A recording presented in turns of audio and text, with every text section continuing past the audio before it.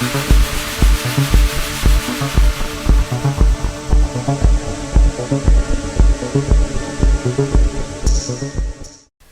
مهمترین خبر گزارش های روز برنامه اطلاعاتی پیغام منظور شماست. السلام علیکم.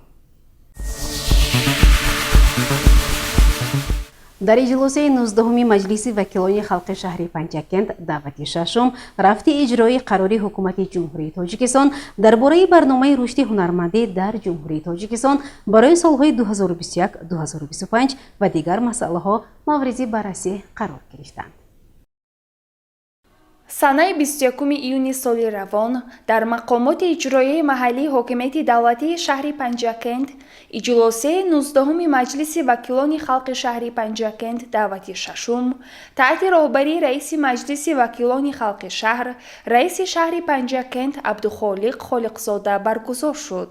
дар кори иҷлосия намояндаи мақомоти иҷроияи ҳокимияти давлатии вилояти суғд сардори раёсати сармоягузорӣ ва идораи молу мулки давлатӣ дар вилояти суғд Шарифҷон Ахмедов, муовини якум, муовинони раиси шаҳр, роҳбари дастгоҳи раиси шаҳр, роҳбарони мақомоти ҳифзи ҳуқуқ, роҳбарони корхонаву ташкилотҳо, мудирони шӯъбаву бахшҳо, раисони ҷамъиятҳои деҳот, ҳунармандон ва намояндагони васоити ахбори омма иштирок намуданд. вакилон ҳайати котиботро интихоб намуданд. аз рӯи масъалаи якум оид ба рафти иҷрои қарори ҳукумати ҷумҳурии Тоҷикистон аз 28 октябри соли 2020 таҳти рақами 570 дар бораи барномаи рушди ҳунармандӣ дар ҷумҳурии Тоҷикистон барои солҳои 2021-2025 ҳисоботи вакили маҷлиси вакилони халқи шаҳр вакил аз ҳавзаи интихоботии суғдиён рақами 34 Муҳаммад Содир Сафарзода шунида шуд. дар ҳисобот қайд гардид ки ҷумҳурии Тоҷикистон бо шарофати расидан ба истиқлоли воқеӣ бо талошу кӯшишҳои пайвастаи пешвои муаззами миллат муҳтарам Эмомалӣ Раҳмон ҷиҳати баланд бардоштани сатҳи некӯаҳволии мардуми кишвар ки дар меҳвари сиёсати иқтисодию иҷтимоии давлат қарор дорад, лоиҳаҳои азимеро татбиқ намуд. ин тадбирҳо имкон фароҳам оварданд ки сатҳи камбизоатӣ ба маротиб коҳиш ёфта Тоҷикистон ба қатори мамолике аз нигоҳи сиёсӣ амн ва рӯ ба рушд шомил гардад. ҳукумати мамлакат бо роҳнамоии пешвои миллат дар солҳои соҳиби истиқлолӣ ҳамчунин барои эҳё ва рушди ҳунармандӣ чун соҳаи шуғлофар ва муаррифгари вижаи фарҳанги миллӣ эътибори хоса дод. қабули қонун дар бораи ҳунармандӣ, муқаррар намудани имтиёзҳо барои ҳунармандон ва барномаҳои давлатии марбут ба рушди ҳунармандӣ, аз ҷумла барномаи рушди ҳунармандӣ дар ҷумҳурии Тоҷикистон барои солҳои 2021-2025 ки бо қарори ҳукумати мамлакат аз 28 октябри соли 2020 таҳти рақами 570 ба тасвиб расида, ҳоло рафти иҷрои он дар иҷлосаи имрӯзаи вакилони халқ баррасӣ мешавад, аз ҷумлаи онҳо мебошад. дар ҳамин замина қарори раиси вилояти суғд ва қарори раиси шаҳри Панҷакент аз 18 июни соли 2021 таҳти рақами 147 дар бораи амалӣ намудани нақшаи чорабиниҳои барномаи рушди ҳунармандӣ дар ҷумҳурии Тоҷикистон барои солҳои 2021-2025 дар шаҳри Панҷакент ба тасвиб расидааст. тавре дар барномаи мазкур зикр шудааст, он маҳз ба хотири эҳё ва рушди ҳунарҳои миллӣ ва муосир, таҳкими мероси фарҳанги миллӣ ва анъанаҳои таърихии ҳунаромӯзии халқ, ҷалб ва ҳавасмандгардонии мардум ҷиҳати истеҳсоли маҳсулоти ҳунарҳои мардумӣ, дарёфт ва ташаккули бозори маҳсулоти ҳунармандӣ ба тасвиб расида, ба ин хотир иҷрои маҷмӯи чорабиниҳои гуногунро пешбинӣ менамояд ки такмил ва тақвияти заминаи ҳуқуқии соҳаи ҳунармандӣ, рушди инфрасохтори соҳа, роҳандозии омори ҳунармандӣ, амалисозии имтиёзҳои гумрукию андозӣ ва қарзӣ, мусоидат барои воридсозии маҳсулоти ҳунармандӣ ба бозори дохила ва байналмилалӣ, роҳандозии васеъи омӯзиши ҳунарҳои мардумӣ, мактаби устод-шогирд, ташкили дӯкону мағоза, тарғиби ҳунармандӣ, ташкили растаю марказҳои ҳунармандӣ, баргузории чорабиниҳои гуногун, аз ҷумла озмуну фестивалҳо, омӯхтани таҷрибаи ҳунармандони дигар мамлакатҳо аз ҷумлаи онҳо мебошад. مقامات اجرایی محلی حاکمیت دولتی شهر پنجاکند برای اجرای این هدفهای برنامه عبارت از 28 بند نقشه چاره‌بینی‌ها تهیه نموده. طور یاد شد آن با قرار رئیس شهر از 18 ایون سال 2021 تحت رقم 147 تصدیق کرده شده است. در این زمینه تا این مدت سال روان یک قطار کارها به انجام رسانیده روند اجرای نشاندادهای برنامه با مرام ادامه می‌یابد. مهمترین تدبیری که مقامات اجرایی محلی حاکمیت دولتی شهر در این مدت برای رشد هنرمندی اندیشید و این در برنامه ذکر شده نیز پیش بینی شده است، آموختن و معین نمودن وضع هنرمندی، نمودهای رایج هنرمندی در شهر، شماره هنرمندان بود. آموزش و تحلیل ها بازیافت های ارخئولوژی ثابت نمود که شهر پنجاکند خاصه باستان شهر سرازم آغازگاه مدنیت هنرمندی هم بوده است. بازیافت خمدان های کلاله، ظرف های منقش گلی، برنجی، شده و مرجان های کارکرد شده، تبر برنجی از سرازم، دیوارنگاره ها و ظرف های سفالی، تیلاواری ها از پنجاکند قدیم، کرته کودکانه از یادگاری سنجرشاه و بازیافت‌های دیگر از رشد هنرمندی در عصرهای باستان و میانه در پنجاکند بشارت می‌دهند. مسئله دیگری که در این دوره مورد توجه مقامات اجرایی محلی حاکمیت دولتی شهر قرار داشت، مساعدت فعال به رشد و احیای هنرهای مردمی، آموختن تجربه تشکیل و اداره و مساعدت به توسعه هنرمندی در دولت همسایه میباشد. از جمله با دستگیری به واسطه رئیس شهر پنجاکند، هنرمندان شهر به شهر سمرقند جمهوری ازبکستان سفر کرده با تجربه همکسبانشان از جمله در تشکیل کارگاه و مرکزهای هنرمندی، بازار محصولات هنرمندی، هنرهای مردمی و ساحه سیاحی شناس شده با آنها رابطه کاری را به راه ماندند. در هر سفر کاری به جماعت‌های دهات و شهر، رئیس شهر پنجاکند با هنرمندان ملاقات نموده برای رشد هنر آنها حل مسائل موجوده مصلحت‌های سودمند داده می شود. مقامات اجرایی محلی حاکمیت دولتی شهر پنجاکند در اساس دستورهای اساسگذار صلح و وحدت ملی پیشروی ملت، پرزیدنت جمهوری تاجیکستان محترم امامعلی رحمان، سپارش‌های معاون یکم رئیس مجلس ملی مجلس عالی جمهوری تاجیکستان، رئیس ولایت سوخت رجبای احمدزاده با تطبیق نشاندادهای قانون درباره هنرمندی، برنامه رشد هنرمندی در جمهوری تاجیکستان برای سالهای 2021-2025، تهیه برنامه شهری رشد هنرمندی برای سالهای 2023-2025، دیگر تدبیرهایی که بر رشد این ساحه نگرانیده شدند و در این باره در معرض ذکر شد، برای توسعه و رشد هنرمندی در شهر، معرفی هنرهای مردمی در داخل و خارج از کشور، به این وسیله تشکیل جایهای نوی کاری زمینه با اعتماد را مهیا نموده است. وابسته به فعالیت هنرمندان، مشکلاتشان، رئیس شهر پنجاکند با مسئولان سوال و جواب نموده، جهت برطرف کردن مشکلات وابسته به رشد هنرمندی به مسئولان دخلدار سپارش داده شد. همچنین گفته شد که در شهر پنجاکند 6000 نفر هنرمند فعالیت می‌کند. در جماعت دهات کاسه‌تراش وابسته به مسئله هنرمندان ایرادهای جدی گرفته شد و بابت اصلاح کمبودی‌ها مسئولین موظف گردیدند. رئیس شهر پنجاکند با معاون یکم، شعبه اقتصاد و سودا، بخش سیاحی، راهبران مهمانخانه‌ها جهت تشکیل مرکزهای هنرمندی در محله‌های شهر، در مهمانخانه‌ها تشکیل گوشه فروش محصولات هنرمندی، در دانشکده آموزگاری تاجیکستان در شهر پنجاکند و کالج ها تأسیس کورس های هنرمندی و جلب دختران خانشین دستور داده شد. از روی مسئله یکم وکیلان به مذاکره برآمدند.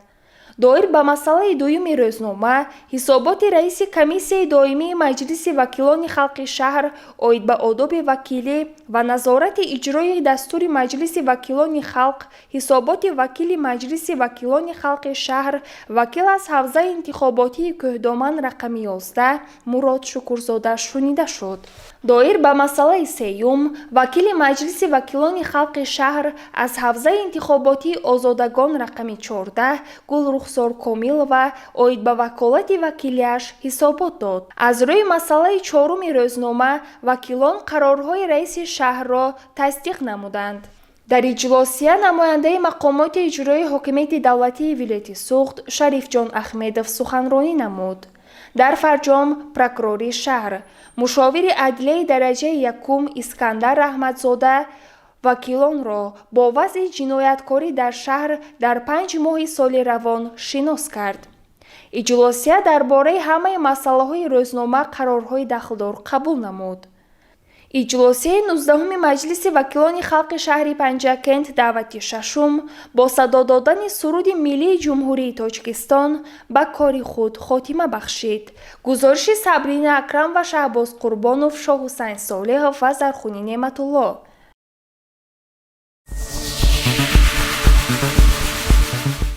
бар асари боронгариҳои зиёд дар ҷамоати деҳоти Шинг сели калон омад ва ба иншооти гуногун зарар расонид.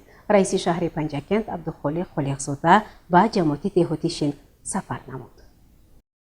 дар натиҷаи боронҳои шадид ва омадани сели калони харобиовар дар ҷамоати деҳоти Шинг ба роҳу пулҳо, иншооти гуногун, манзилу заминҳои шаҳрвандон зарари калон расонид.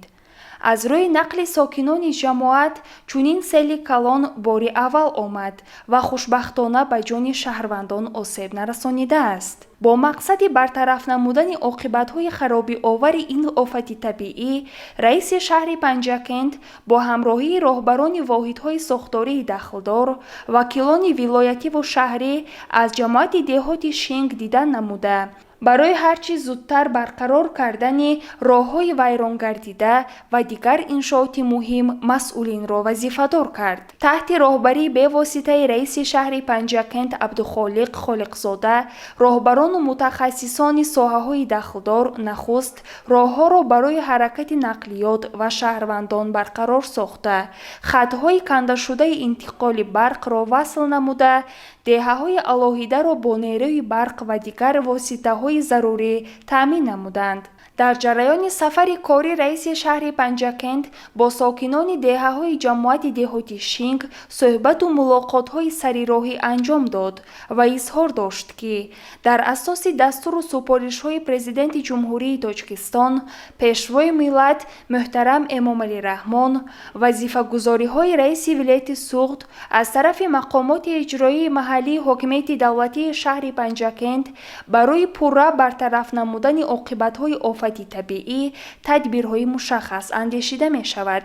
сокинон низ дар навбати худ миннатдор аз он буданд, ки дар ин рӯзҳои вазбин канори онҳо роҳбарияти шаҳр ва масъулини дахлдор ҳамроҳ ҳастанд. бояд қайд кард, ки дар ҷамоати деҳоти Шинг дар мавзаи Ҳафткӯл роҳҳо хароб гардида барои ҳаракати воситаҳои нақлиёт аз ҷумла сайёҳони дохиливу хориҷӣ мушкилот пеш омад. бо супориш ва иштироки раиси шаҳри Панҷакент роҳҳо барқарор шуданд ва чандин мушкилоти ҷойдошта ҳалли худро ёфт.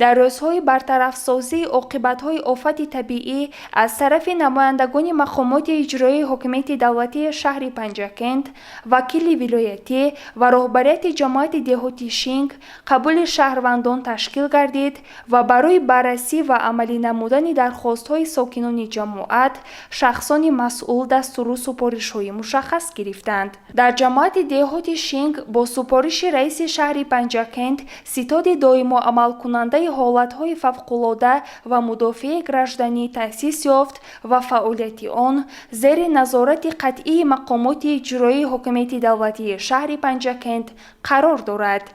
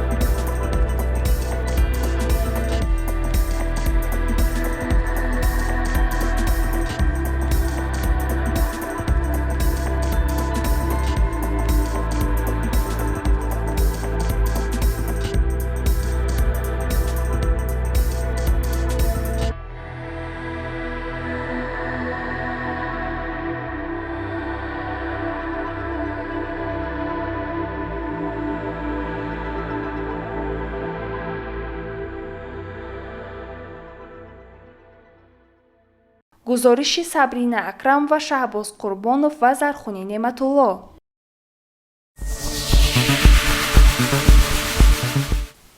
برنامه را ادامه می‌دهیم. مجلس نوبتی هفته‌وار تحت رهبری رئیس شهر پنجکند عبدالخالق خالق‌زاده برگزار گردید. ضمن آن اجرای دستور و سپارش‌های هفته گذشته بررسی گردید و برای هفته نو نقشه‌ها معین شدند. متوجه باشید به گزارش دیگری برنامه. صبح سنه 24 ایونی سال روان تحت رهبری رئیس شهر پنجکند عبدالخالق خالق‌زاده در مقامات اجرایی محلی حکومت دولتی شهر پنجکند جلسه هفته‌وار نظارتی برگزار گردید. در جلسه نخست مسئله کادرها بررسی گردیده منصورزاده عبادالله اجرا کننده دیرکتور اداره بهداشت زمین و آبیاری حوزه دریای زرافشان تعیین کرده شد. در ادامه جلسه رئیس شهر پنجکند توجه مسئولین را جهت برطرف کردن عاقبت‌های آفت طبیعی در جماعت‌های دهات که روز گذشته روی داد، در پی بارشات در چند از جماعت‌های دهات روی داد، جلب نموده جهت برطرف کردن کمبودی‌ها مسئولین را وظیفه‌دار نمود.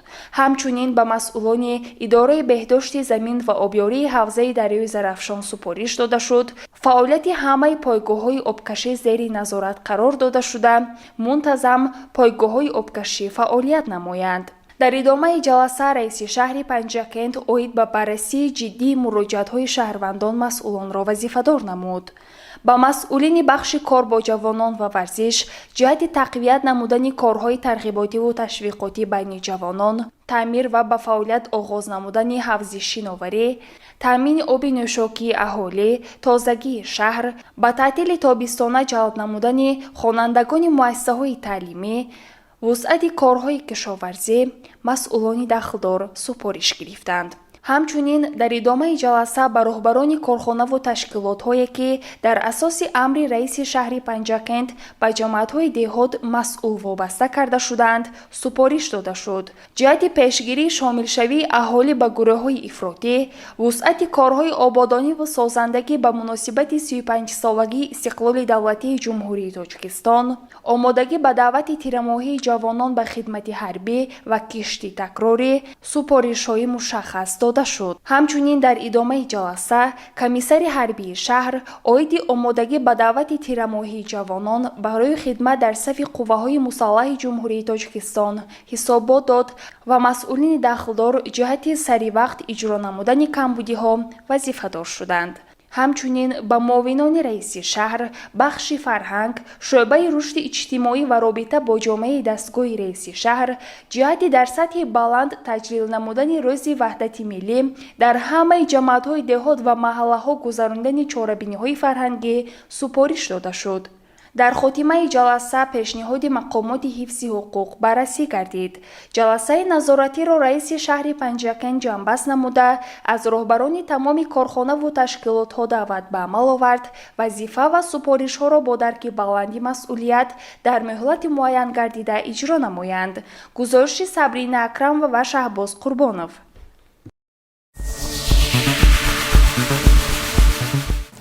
масъалаҳои пардохти андоз, кам кардани қарзи андоз дар машварати васеъкорӣ таҳлилу баррасӣ гардида дар назди раисони ҷамоатҳои деҳот, хоҷагоҳи деҳқонӣ, инфиродӣ ва кооперативҳои тиҷоратӣ дастуру супоришҳои мушаххас гузошта шуд. мутаваҷҷеҳ бошед ба гузориши дигари барнома.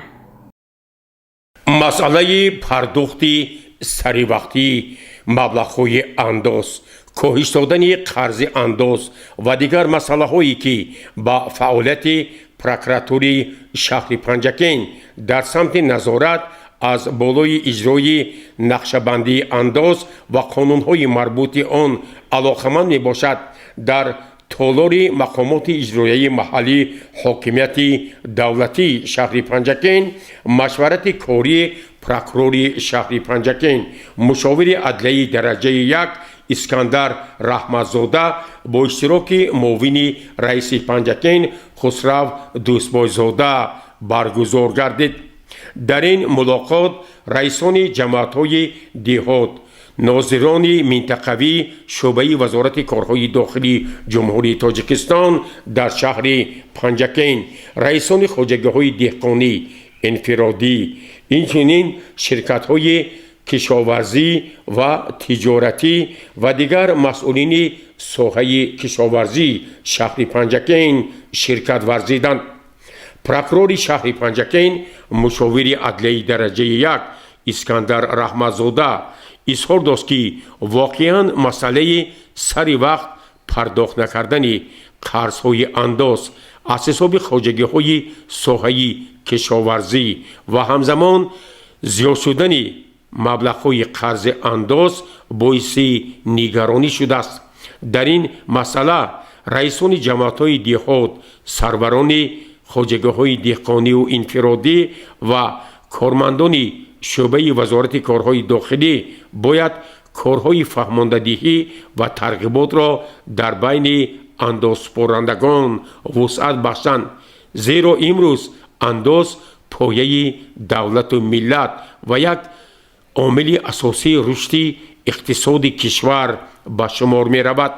дар машварати корӣ гузориши сардори нозироти андози шаҳри Панҷакент Аҳмадзода азиз шунида шуд ки ӯ ҳолати напардохтани маблағҳои андоз ва қарзҳоро аз ҳисоби соҳаи кишоварзӣ шарҳу изоҳ дод. ёрдамчии калони прокурори шаҳри Панҷакент, мушовири адлияи дараҷаи 3 Сидиқзода Муҳаммадҷон зимни суханронии хиш бори дигар таъкид намуд ки аз тарафи прокуратурии шаҳри Панҷакент масъалаи саривақт пардохт кардани қарзи андоз از طرف خوجگی‌های دهقانی و در مجموع ساحه کشاورزی تحت نظارت دائمی قرار دارد. باید امروز راهبران این ساحه با یک مسئولیت بلند برای پرداخت کردن مبلغ‌های انداز و کاهش دادن قرض‌های موجوده با یک مناسبت جدی فعالیت نمایند. در مشورت رئیسان جماعت‌های دهات، راهبران خواجگی‌های انفرادی، دهقانی، کشاورزی، کوپراتیوهای تجارتی و دیگر مسئولین مورد پرسش‌های جدی قرار گرفتند. آنها وظیفه‌دار شدند که باید در مدت‌های خیلی کوتاه مبلغ‌های انداز را پرداخت نمایند، قرض‌های پیشینه را سری وقت تامین سازند. آنها وظیفه‌دار شدند که باید مبلغ‌های انداز را سری وقت پرداخت نموده برای کم کردن مبلغ‌های قرض انداز از تمام امکانیت‌های موجوده ثمرناک استفاده برند. در خاتمه مشورت کاری از طرف پروکورور شهر پنجکین، مشاور عدلیه درجه 1 اسکندر رحمتزاده و معاون رئیس شهر پنجکین خسرو دوستپایزاده در نزد رئیسان جماعت‌های دهات، راهبران خواجگی‌های دهقانی انفرادی، ریاست کشاورزی شهر پنجکین، کارمندان شعبه وزارت کارهای داخلی جمهوری تاجیکستان در شهر پنجکین و دیگر متصدیان دستور و سفارش‌های مشخص گذاشته شد.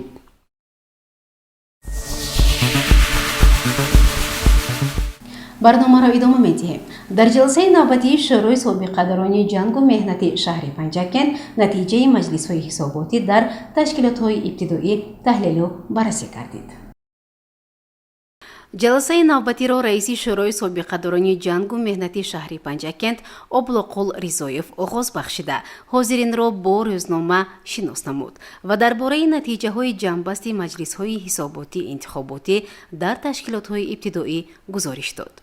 ابوالقل رضایف اظهار نمود که ما باید در فعالیت خویش دستور و سفارش‌های اساسگذاری صلح و وحدت ملی پیشوای ملت پرزیدنت جمهوری تاجیکستان محترم امامعلی رحمان، رئیس ولایت سوخت رجبای احمدزاده و رئیس شهر پنجکین عبدالخالق خالقزاده را جهت بهتر نمودن غمخواری با سابقه‌داران، مورد عیادت قرار دادن بیماران و نیازمندان، وسعت کارهای ترغیباتی، سخاوت پیشگی، در روحیه حربی و تندرستی تربیت نمودن جوانان، پیشگیری شامل شوی شهروندان به حزب و حرکت‌های تروریستی و اکستریمیستی، بلند برداشتن معرفت حقوقی و اخلاقی در جامعه وسعت بخشیم. اشتراکچیان جلسه شورا رئیس شورای سابقه‌داران جنگ و مهنتی جماعت دهاتی خرمی عبدالمنان جمعیف و رئیس شورای سابقه‌داران جنگ و مهنتی محله شفتالوزار جمعبای سنگینوف اندیشه‌های خود را چنین بیان نمودند. بر نزدیکی در عید قربان من خودم در جماعت دهاتی خرمی با 10 اولاهایی که کمبزاعت بیمار یک کوت تناستان رفته دیدبانی کردیم. از روی امکانات شاید از روی که سامکاری که بودن یک یاردمی بی‌غرض خود را رسانیدند.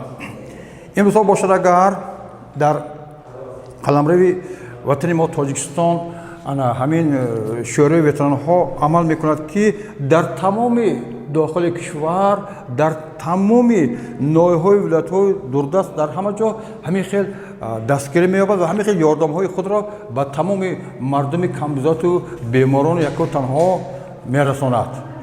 همین این البته باعث خرسندی همین هم برای پیشرفت همین وطن ملت میباشد. پیشوای ملت در برآمدشون قید کردن. ما باید همچون رئیس شورای سابقه‌داران جنگ و مهنت امروز نسبت وتران‌های مهنت، شخصان برجامانده، شخصان کمبزاد خدمت کردن ما در کار. از حال و احوال آنها همه روز خبر گرفته ایستادن ما در کار.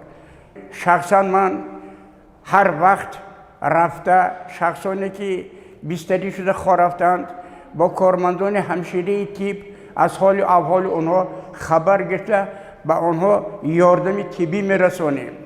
با غرض از این ما از آنها میپرسیم که در عائلتون چی کمبودی دارید. ما همه وقت تیاریم به شما کمک رساندم به از طرف رئیس شورای جنگاورانی بین الملل یعنی رئیس شورای ولایت ترسنبای رحمتوف از طرف رئیس ولایت رجبای احمدزاده که همه وقتی که به پنجکنتی باستانی تشریف می‌آورند با ماهون هم صحبت شده چگونه کار بردن ماهون را می‌پرسند که نسبت شخصانی که امروز به دولت کار کردن و حیات من مستقلانه برده امروز بستری هستند و سن پیری رسیدن چه خدمت کرده ایستاده اید گفته ما با کارخانه طب شهرمان علاقه ذکر داریم کدام موردی که در کار باشد اینها در آنجا رفته مخصوص خانه های علاهیده به طبابت میگیرند. در مجلس شورا با فعالان تشکیلات‌های ابتدایی و شورای شهری افتخارنامه‌ها و اینچنین تحفه‌های خاطروی تقدیم کرده شد. مجلس شورا از روی همه مسائل‌های محاکمه شده قرارهای داخلدار قبول کرده شد.